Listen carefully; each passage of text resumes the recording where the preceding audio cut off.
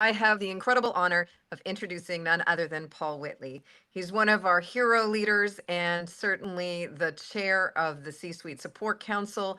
And I'm just going to say, anytime we get to have hero leadership, Sean, in a room and out in the world doing real things, it is so delightful. So Paul lives and breathes that every minute, and so do his guests who he has here today. So he's a fractional CFO with a mission to help businesses grow exponentially with extensive experience in creative problem solving, operations management, coaching, mentoring, and training. And Paul, I'm so thrilled to hand things over. I'm going to be listening with bated breath. Well, Tricia, thank you for the opportunity. Thank you for co-hosting with us. And yes, today we have two members of C-Suite Network, actually brand new members. And I just saw where they're also in the Hero Club now. David Huerta and Sarah Greenberg. They're the co-founders of Whole Person Virtual Care. So we're very interested in finding out what that means. And it sounds like a good program, but what in the world is it? So we're going to get into that over the next hour here, going into the detail and how every CEO should know about this, and potentially every CEO should look into it. So with that, David, I'm going to give you and Sarah an opportunity to take about 3 or 4 minutes here and tell us about you and your background.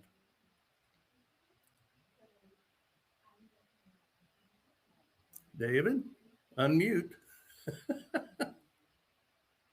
Hey, well, thank you, Paul, and hello, Trish. And this is a very exciting time for both Sarah and I and our company because it's just exciting to launch something, or I shouldn't say launch. It's exciting to introduce ourselves to the community out there. My background, Paul, is I was in the insurance industry for over 30 years as a benefits consultant. Had identified some issues with the system and made some changes, dynamic changes to the way health plans were financed and the way claims were reimbursed. But the important part is I knew what was going on inside of the system. And when my company was acquired in 2020 by a national consulting firm, I retired in 22 and then knew that there was still a need out there for people to access care when they needed care, not wait in line or not schedule appointments 3, 4, 5 days out, not go to an urgent care center. And Sarah and I were like, you know what, let's bring this platform that you used to use to the market. So that's what we're doing now, Paul. We're very excited about bringing a common sense solution to people, especially companies. Yeah, Go and when Go David ahead, talked, Sarah. yeah, and just when David had told me about this incredible virtual medical practice platform, I was like, this has to go out to everybody. I mean, Right. this is something that everybody needs access to, and it's just a game changer for people's health. Yep. Well, we appreciate that. And today we're going to talk about how this can help companies.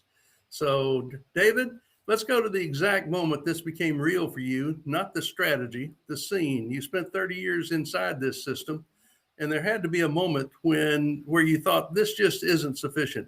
This is broken. Oh, Were you in a hospital reviewing a claim, talking to a patient? What did you actually see that said, I can't be a part of this same way anymore? oh, well, Paul, that's near and dear to my heart. And I was, as mentioned, doing insurance consulting for many, many years. And in 2012-ish, looked back and saw a system that was truly broken. A longtime friend of mine, Bob Dutch, out in the Aspen area, he invited me to a seminar in Dallas back in April of 2013 to see what would be considered a game changer in the industry. Because I'd been working with large entities on the pharmacy side, pharmacy contracts and setting up wholly owned physician centers, or trying to at that point. But when this game changer was brought to the table, it was like, you know what, this can make a difference. This can make a huge difference, because we reached a point where acceptable was not acceptable anymore. With premiums continuing to rise that were not justified, with deductibles and copays following that as far as going up in cost to people. And then when employers ran out of budget dollars, which they're running out of budget dollars still, they would take the increases and pass it on to the employees via higher payroll deductions. So we had enough of that, Paul. And then healthcare reform came into play. And inside of healthcare reform, which was supposed to be a good thing to help people, there was an unintended issue inside of it called the medical loss ratio, MLR for short, as the industry calls it.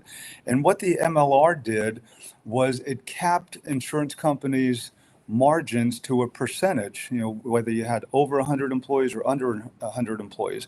And the effect of capping margin, right?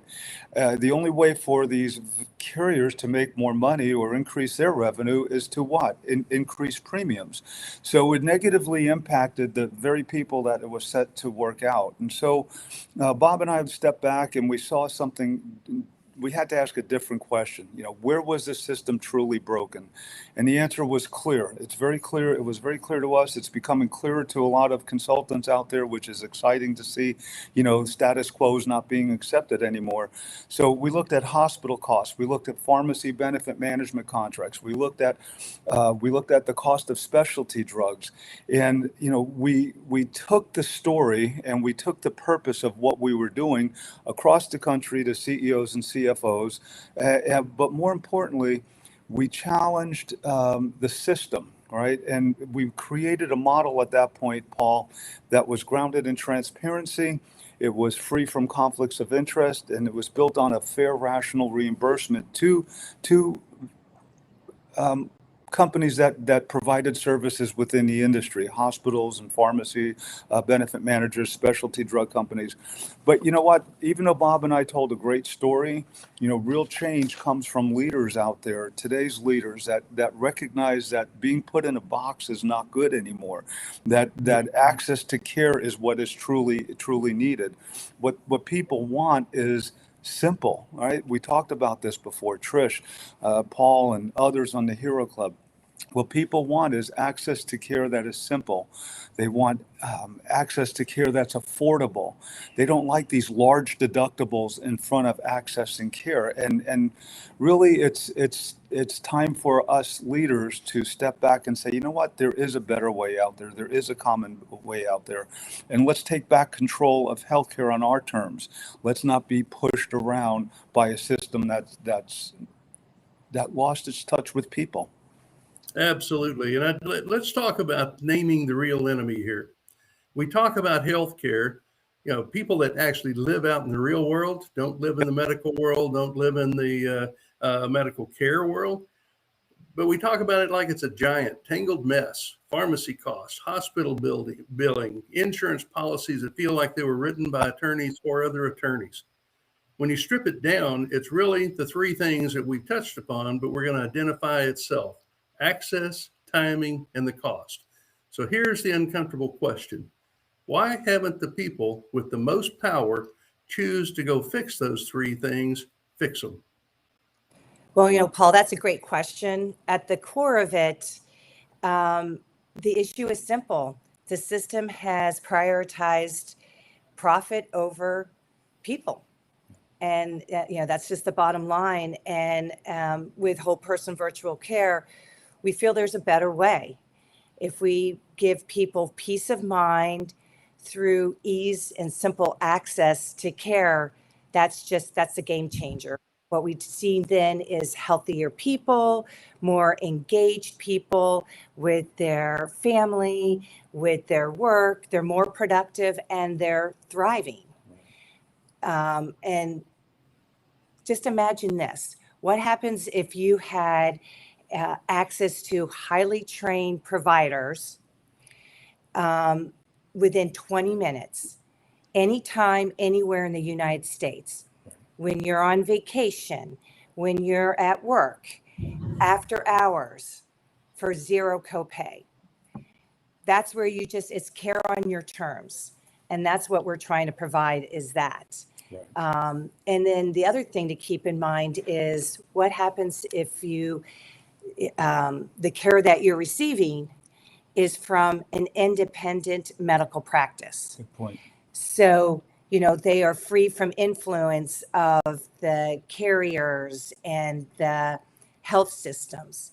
And they're just focused on providing compassionate, high quality care when you need it most.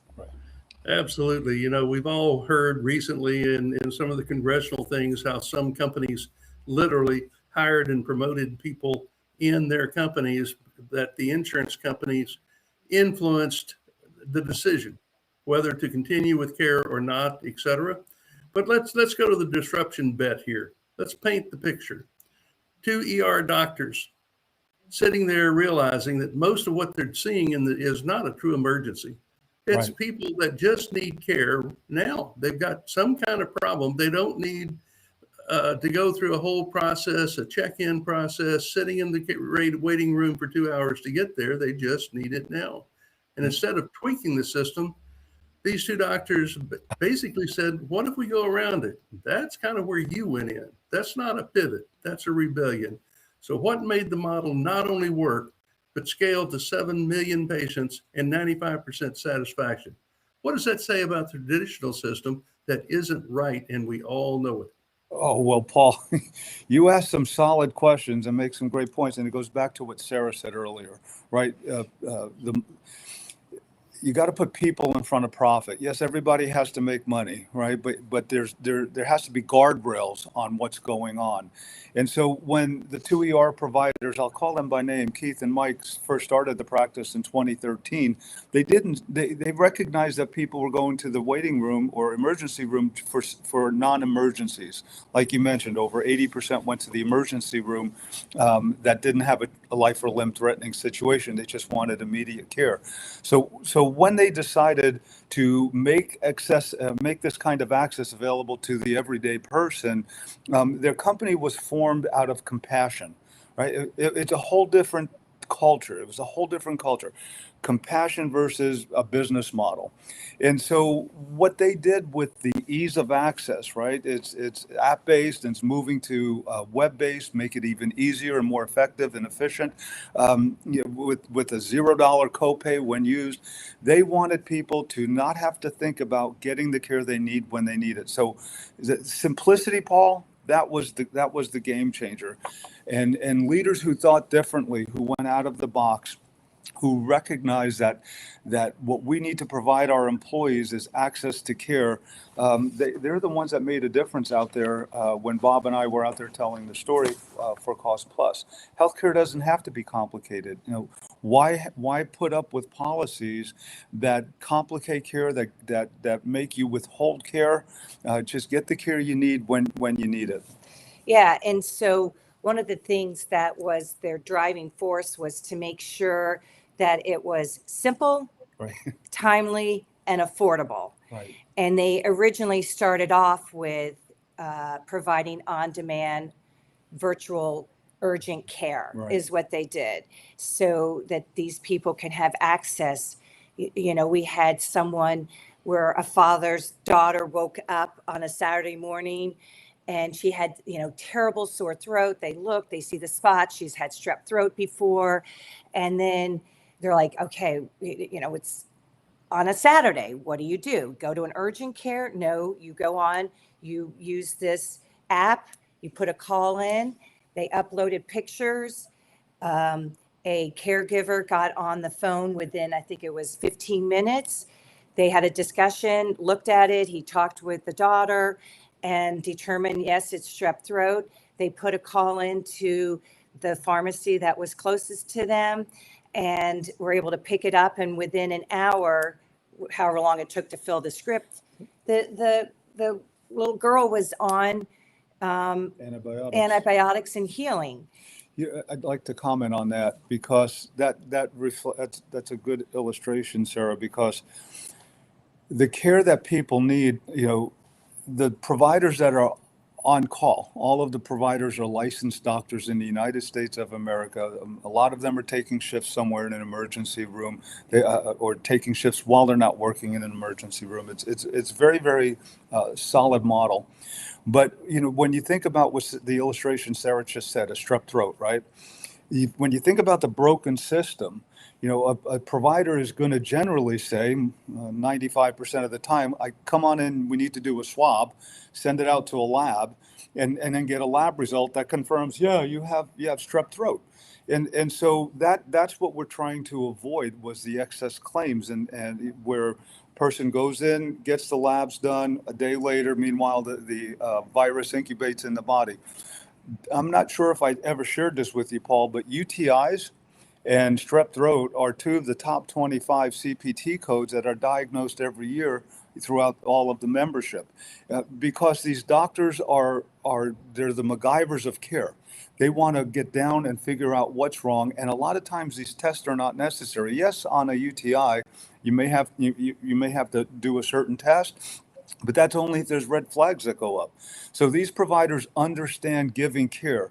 They're not driven to generate revenue for a hospital system, because hospital systems, they have a place and they're great. We need hospitals, but to generate revenue all of the time at the expense of others, when it's not needed, that's what we're out there trying to do. Well, I've lived in that myself. Recently, my wife had a situation to where she had an accident and created a very large gash on her leg. Well, we lived literally at the end of the street is a major hospital. Excuse me. Sorry about that. Well, we went to that hospital thinking, okay, we're going to get the best care, get it quickly, and move on. We sat in the waiting room 30 minutes, finally talked to somebody for another 30 minutes, and then they said it's going to be 45 minutes to an hour because all the physicians are tied up. We literally left and went to an urgency care center to get the issue taken care of that was very simple. Right. Now, that happens all the time, and it's a problem, it's an issue, and not everything is in that category. It goes back to what you're talking about. Many times we've been in the situation where we know what the problem is because we either had prior issues or prior knowledge of someone in our family having issues, and it's just frustrating because you have to go through. And now, for my doctor, I can't get an appointment for 4 weeks. I tried to yesterday, so let's just use that example. She's 4 weeks out on an appointment unless it's an emergency. So I had to make a phone call in and said, okay, I've got something that I need to take care of. Even then, today, I still don't have a phone call back from my doctor. And it probably can be handled over a call. So let's talk about the human cost of this. Let's slow it down and make it really personal. And we've been doing that for the last few minutes here. 38% of Americans are skipping care. Millions uninsured. Most people who need mental health never get it. That's not data. That's a mom delaying care, a business owner pushing through pain, a family making trade-offs when they shouldn't have to make. When you're building a solution to that, you know how many people are still stuck. What does that feel like personally? Yeah, well, when I learned about this platform, we just became so passionate. Like, we just live and breathe this because we want this to get out to everybody. Right. And it's a common solution for the everyday people. Common sense solution. For a system that's lost its way. Right. And so it's just very rewarding to know that we are giving individuals and families access to care. And the other thing that we hadn't mentioned is that this platform originally started with the on-demand urgent care, but then they listened to people saying, I can't get access to my primary care. And so they added that. So now they have the virtual primary care that you do schedule appointments with, but you now have access to them. And then, but the appointments aren't 3-4 weeks out, Paul. The appointments are 3-4 days out. And on the virtual primary care, and this is important for all that are listening, if on the urgent acute side, you get whoever's on call, right? So you don't have a choice. But on the primary care side, like Sarah was saying, you schedule appointments 3-4 days out, maybe sooner than that. But if you like your primary care doctor, you can have continuity of care with that doctor. It's very, very different than what's out there in the market, right? You can have consistency care. I've been using this since 2013 on the urgent acute side. In 2015, I started using it as virtual primary care. I had Dr. Brittany for 5 years until she retired to be a stay-at-home mom. And so that continuity of care on the primary care side is very, very important. And then after COVID, they realized they needed mental health support and talk therapy. So then they added that. So we're seeing that, you're seeing a entire platform Right. that takes care of both your physical and your mental health. Fully integrated, Paul. Fully integrated, one source of access. So it's go ahead. No, I was going to say, which is excellent. And at one time I was doing some fractional CFO work for the original founder of Teladoc. I mentioned this. Right. And so I'm fairly familiar with the Teladoc process and what that product is out there. Share with me, if you would, the variances or differences between your product and Teladoc, which a lot of people know. It's for many people, if they know anything about telehealth, they probably have heard about Teladoc or similar. Right. What are the differences between your product and Teladoc? Oh, great question. And there's a lot to discuss, but, just keeping it high level. Well, first of all, it's the telemedicine, okay, Teladoc programs have become pretty much a checkbox on every consultant spreadsheet. Look, this carrier offers a Teladoc medicine. This one offers Teladoc medicine. This one doesn't. But when you start identifying the difference between teledocs and virtual care, there's a significant difference in taking care of a person's the needs, the compassion. You have a full team. This is an actual virtual medical practice that's out there keeping records on the patient. It's putting in CPT codes, which are identifiers for the purpose of care. Okay, Paul. So, strep throat has a CPT code like a zip code. Pink eye has a certain CPT code. Okay, so they're all records, so that when you go in and you go back into the system, or you need it again, like myself, every fall I'm asthmatic, and so I can't let anything upper respiratory drop down into lower respiratory, because then it's an issue for me. And so when I called in this past fall, the provider that got back to me within 15 minutes said, "Oh, it's you again, because it's that time of year. Did the regimen of prescriptions that we took care of you with last year work?" And it was a steroid. It was something for my nebulizer, albuterol, and it was an antibiotic. I said, yes, but they, full records are kept. And these doctors, again, a big driving difference, Paul, and is the fact that these doctors want to solve the health issue in front of them. They're the MacGyvers. I mentioned that earlier. They want to figure out what's wrong with you. They don't want to put you back into the system. And again, that's a big differentiator. The level of training is a big differentiator.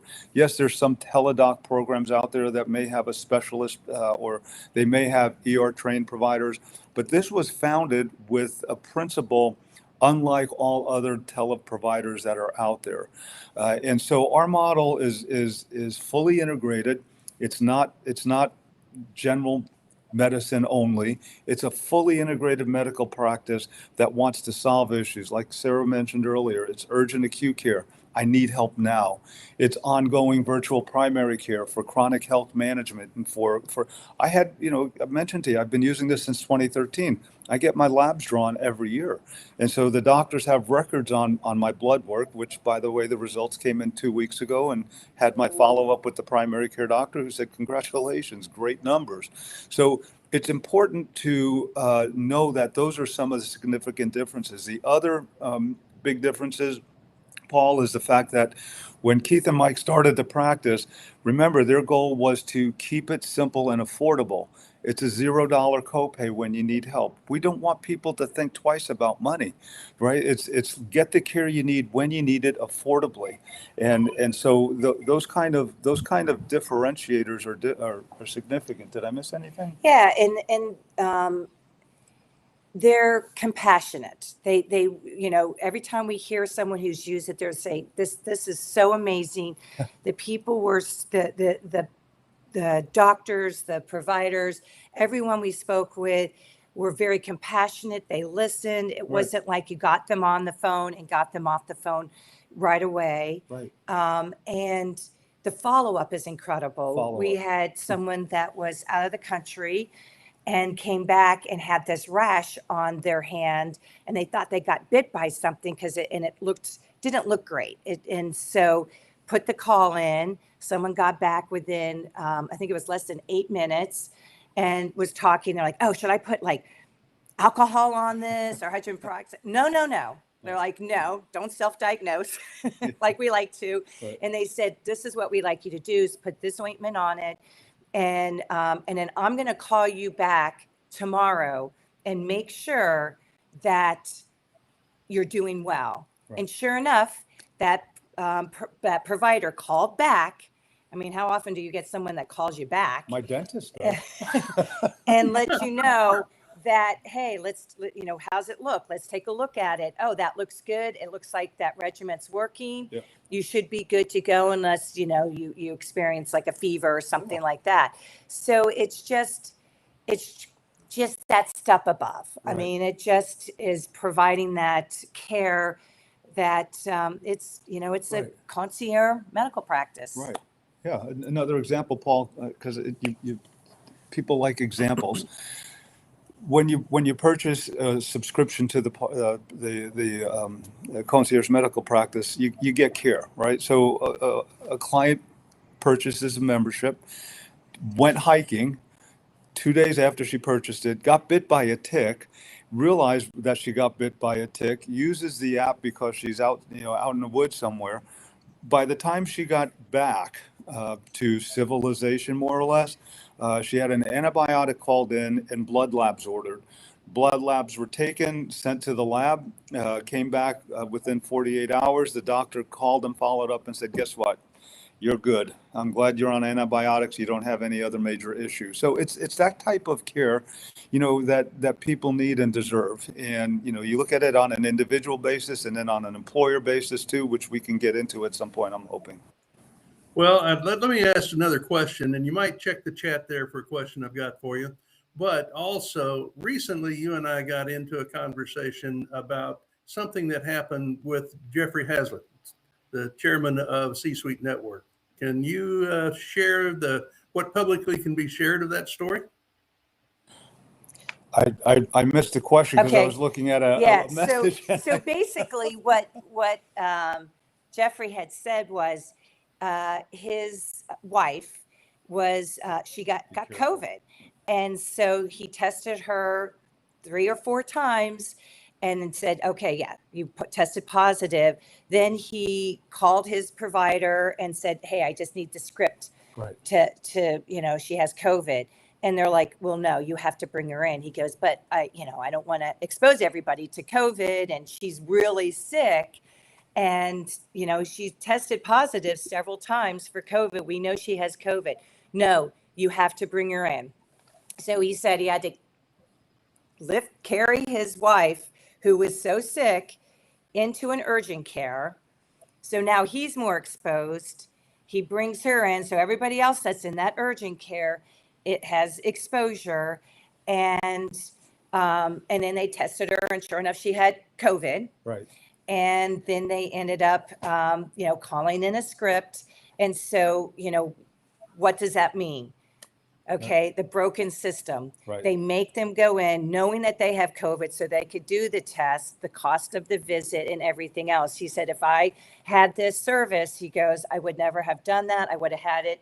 And we're like, yeah, you would have had your script. So he's like, I'm in. Yeah. So, so he's like, I'm in. I want to be a whole person member.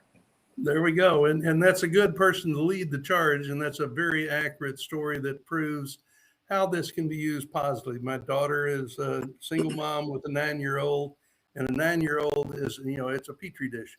He's going to school. He's bringing home something once a month, if not more often. And she could use this probably as much as anyone could, but it goes back to the 38 million that aren't getting care anywhere because they don't either have a plan, can't afford it, don't know that they have options. So let me ask you, what's the message to C-suite and all of the people that are watching and will be watching on LinkedIn, Facebook, and et cetera? You've proven the model, millions of users, high satisfaction, real cost savings, and yet a lot of CEOs, CFOs are still sitting on the sidelines watching this like it's a webinar, and they're not ready to commit. So what's the conversion and conversation you wish they would finally have to get this in the boardroom? The one thing that they're probably avoiding. Well, it's a challenge to leaders out there, risk managers, HR professionals, CFOs, CEOs. It's time to get off the bench, get on the sidelines, and get into the game, because larger companies, especially those that are self-insured, you own your plan. The Department of Labor is very clear. The plan document that you write is your plan, and you should be able to make changes to enhance your plan to eliminate, these unnecessary expenses. So, Paul, really, the questions come down to, and it's, I'm going to read because it's very important. What is the fastest way to reduce healthcare spend? Isn't negotiating better rates. It's not about negotiating better rates, but eliminating avoidable claims altogether, right? Why are CEOs, CFOs still managing healthcare like it's a finance issue? Why premiums go up? It's a finance issue. Well, you know what? There's a bigger issue to that than just a finance issue. It's about getting access. Let's eliminate those high frequency claims. Reinsurance companies, when Bob and I worked on Cost Plus, and we had that model, it was very successful because reinsurance companies enjoyed the fact that we reduced high frequency claim costs. It protected them. And Bob and I became very good students of captive financing. Captive financing, for short, is basically the plan sponsors belong to a captive that's underwritten by, ours was underwritten by Berkeley, A+ rated carrier. And so the benefit of a captive is if there's surplus dollars left over, you get them back, right? Instead of the insurance company get them, the captive gets them and distributes them back to the members. And so when we started our captive, we required this to be part of the captive because we knew what the positive impact it would have on claim spend. So, if a significant number of claim costs could be avoided, let's start avoiding them. So CFOs, CEOs, risk managers, HR teams, this is a benefit that not only benefits your employees with easier, simpler, affordable access to care, but it's a benefit that it benefits your plan and helps you keep your reserve intact. You're not spending all of these high frequency claims. So really the challenge is to stop accepting unjustified increases, right? To stop reacting to the system and start leading with a strategy that can fix a lot of what's out there. The other thing is to keep in mind is to, put your employees' health first, because I read a statistic, what was it? $600 million were lost in the $600 billion were lost in the U.S. for absenteeism. Right. So let's get access to care, make it simple, timely, and affordable for their employees. And then you're going to see healthier employees. Right. You're going to see an increase in productivity. Yep. And then stronger retention. We have people now that are using this platform, companies, and they said their employees like, this is the best thing we have. This is the best benefit you have given us. Right. And so now the CFO of this one company said, we're using it to attract high quality employees and to retain them because it's just that type of a game changer. It's a game changer. Exactly. Well, I'm going to talk from a CEO level that this is really good for the employees. It's a good human benefit. And then I'm going to put on a different hat, and that's the one from the CFO. Okay. From the companies that I've seen that has integrated this kind of a program with their regular insurance program has seen as much as a 15 to 20% drop in their total claim cost if they ask their employees and their employees comply to use this before they use their regular insurance. It saves them money. It saves costs to the regular plan. It saves costs to the renewal of that plan. So from that standpoint, as a CFO, I think it's financially one of the best situations they can do. From a CEO, it's one of the best situations they can do for their health, for the health of the company, and the benefit of getting things taken care of. Now, one question I haven't asked that I'm going to ask, and we'll find out, have you been able to put this together to where this can be funded by an HSA 125 plan? Well, that's a great question. You're bringing up some good points. So there's some IRS guidelines, okay, where qualified things can be purchased with health savings account dollars, okay? The way it's written currently, Paul, memberships to a program like this concierge medical practice is not a qualified expense, okay? So people have to be careful if they decide, you know what, I'm going to do it anyway. That's up to them. But right now, the IRS rule says that membership to a platform like Whole Persons is not a qualified expense. So I want to be on record for saying, that, because it's true. But people can use, so doctor writes a prescription, you go get your prescription. The insurance that you have is going to pay for the prescription when you swipe your card. You can use your HSA dollars for that. Or if the doctor orders a CT scan or an MRI, that's where you would use your HSA dollars. Make sense? It totally makes sense. Wanted to go through that, and then we probably need to talk to see how we can include things in the future. But let's fast forward 10 years now. Okay. If what you're building actually becomes the first call for care in America, paint that picture for us. What does a normal healthcare experience look like for a family? What's no longer frustrating? What problems, once we've all accepted, finally disappeared? So you're asking me what's my vision of healthcare in the future? Using this as your first stop, what does that do for healthcare in the future? Oh, Paul, it will. It's a paradigm change. Okay, we're shifting the thought process where it's okay to accept virtual care. It's okay to do that. So we're with programs like this, people are going to be able to get the care they need when they need it. I say that a lot because that's the way it is. And you mentioned how long it takes to get in to see your doctor.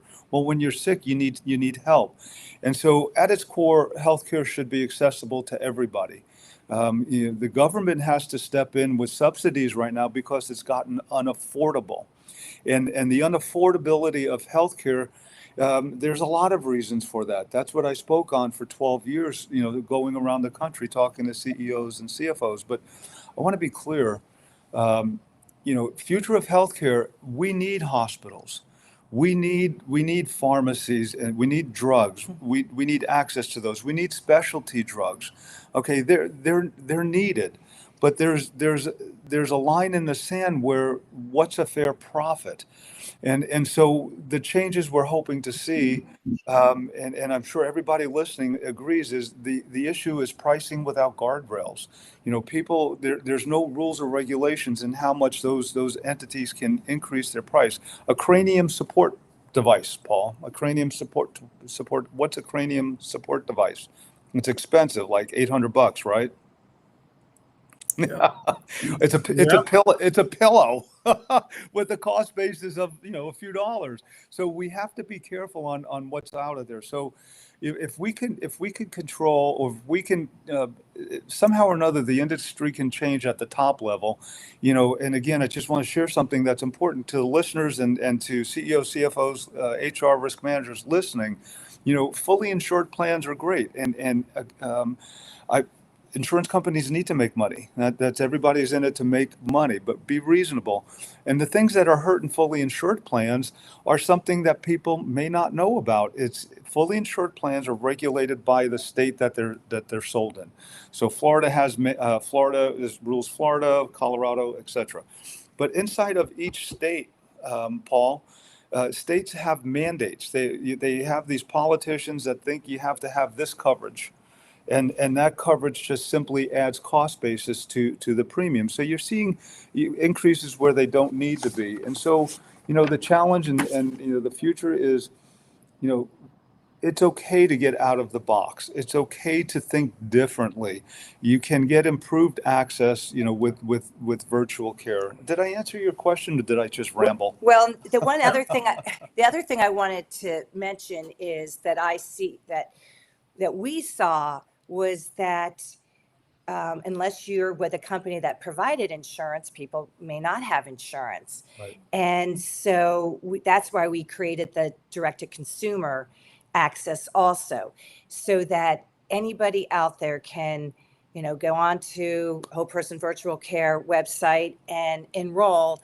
And now they have professional services where they can get a diagnosis. Right. If they didn't have insurance, then now they can get something so that they know what kind of care that they need. Right. And so, we're just seeing everybody in the United States being able to have some type of access to care to get help when they need it on their terms. I'd like to circle that one more time because it's very important. There are a lot of insurance companies, a lot of companies out there that don't even have insurance for their employees. They either can't afford it for whatever reason, they don't have it. So this opens the door for them to have something to offer their employees. A lot of other companies have 1099 people that aren't eligible for the health care in the company in which they work for. This also opens this out there. If you can cover them, it also gives you a little bit of a handcuff on them that they can get coverage with you that they can't otherwise. Now, if they can walk on their own, that doesn't hold them very long. But I think it's very important that it needs to be said one more time to circle all of this.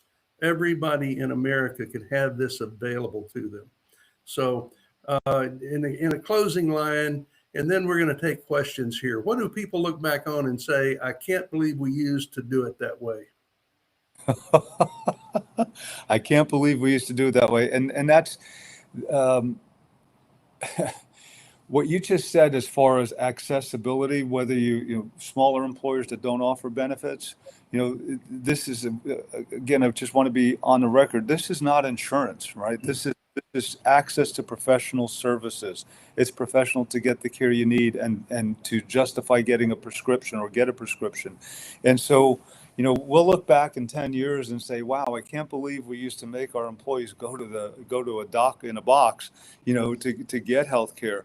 Or, I was at a dinner last night. We're out here in Irvine, rolling out a new program for international travelers. And a gentleman sitting next to me, when he asked questions, he was like, wow, you guys are onto something. This virtual thing really, really works. My son is 15 years old and he sees a doctor because he needs some support. He goes, he doesn't want to go out of the house. He sits there on his computer talking to his doctor and answering questions. And so it's just like, you know what? We're going to look back and say, wow, I can't believe that, we used to make employees go to a doctor's, or school systems or large companies that have wholly owned physician centers. Great idea where they own the physician, right? But there's a large management fee in that, anywhere from big numbers. I don't want to get into that specifically, but they're going to look back and say, wow, that was a great transition to where we're at today. Right? We can eliminate those costs now if we give our employees access to a program like this. But it's fun thinking about the future like that. Well, and the thing is, like what you were saying last night, I had 3 different people say that is peace of mind. Right. It gives you peace of mind that you have the care you need when you need it. Right. Doesn't matter if you're traveling. Doesn't matter if you're, it's at 3:00 in the morning when your kid has croup. Right. It's you have access to care when you need it. And they just, and I was like, well, that's what we give, peace of mind. Peace of mind. Get rid of the anxiety. All right. Well, I appreciate it for you guys, Sarah and David, joining me today. And right now I'm going to open it up to questions. And Tricia has raised her hand, and I'm going to ask Tricia if she has some questions she'd like to ask of you. Paul, I have so many questions. You're going to have to like tell me to stop at some point, I'm sure, because, well, first of all, I'll just say thank you for creating this conversation, Paul. These conversations are so incredibly important. And, when you look at the financials of healthcare and you look at the country we live in, the United States of America, and the idea that we don't have basic care for humans is beyond imagination. So, the love language, Sarah and David, that you were speaking, how do we put people ahead of profit? That is the Hero Club mantra, right? That is, how do we essentially make sure people are cared for, and we have that profitability piece. And so I want to commend you, David and Sarah, because I know this is a really powerful and important mission, and it's something that is critical to the entire country, I believe. So thank you for that. The one piece I want to tie into with that is, frequently, if you say put people ahead of profit, there's a disconnect from understanding the financial models of creating success.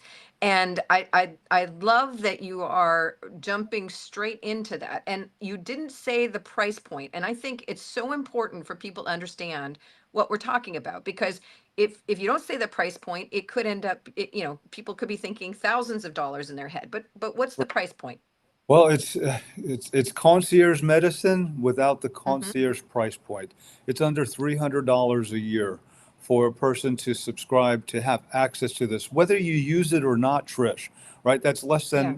than monthly subscriptions to a lot of these streaming services people have. And so here you'll have access to providers right on your phone. And as mentioned earlier, it's moving to web, browser based, to be even more efficient and effective for getting the care. So price point individuals, but for employers, okay, I ask for you to consider working with whole person virtual care.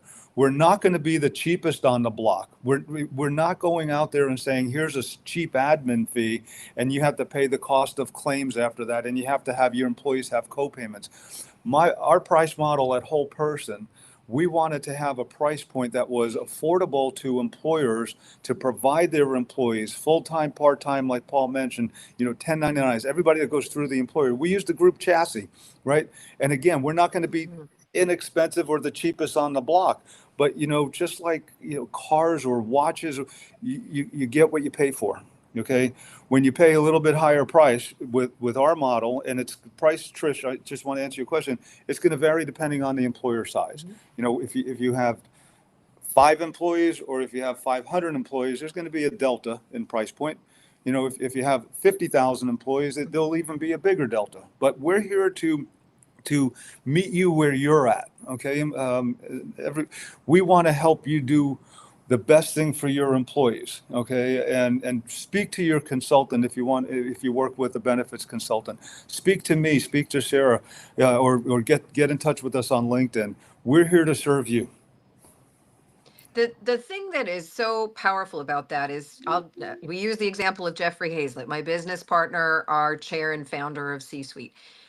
We have an incredible health benefit plan. We pay a fortune for our health benefit plan. I know this because the CFO pulls us through that every year, figuring out how much is it going to go up, all the scenarios, and I've done enough work in this space to be dangerous. But we see the incredible value of this, and for all of us who thought there's no way we can provide health benefits for part-time employees or for 1099s, I mean, that's a very real possibility. This is not a crazy amount of money by any means, and it gives that basic compassion and support of a human being with what they really need to do. I love your pillow example. I can pay $5, or I can just grab the one I have on the couch that's about the right size, versus several hundreds of dollars out of pocket when there are other things that are going to be more important.